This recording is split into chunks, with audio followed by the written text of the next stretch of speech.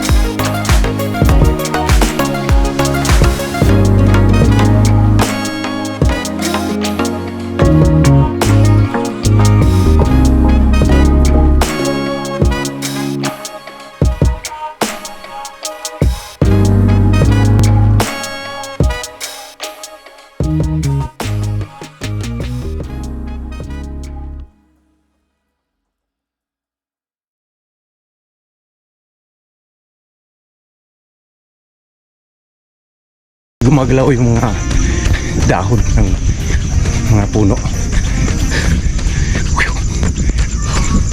So last 4k to go.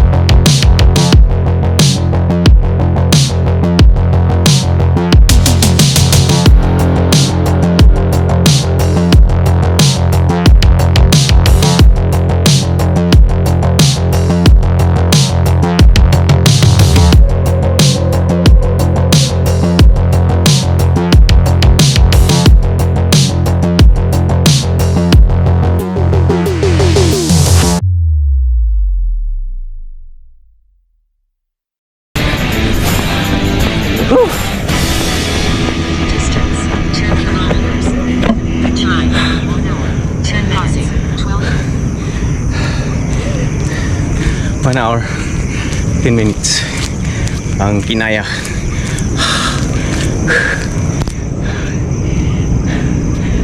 Not bad para isang newbie. Hindi, sa isang runner na bumigat. Nagdagan tayo ng 10 kilograms lang naman. So next process para makuha yung 1 hour is kailangan mag lose weight ng kaunti para makuha natin yung gusto nating time. Amazing. So yun, tapos na naman tayo na isang 10k distance at dahil hindi tayo nakatakbo ng umaga, tinira natin sa gabi. So ano bang pagkakaiba ng night running saka sa umaga? O di syempre hindi mainit sa gabi at sa umaga hindi madilim. Joke.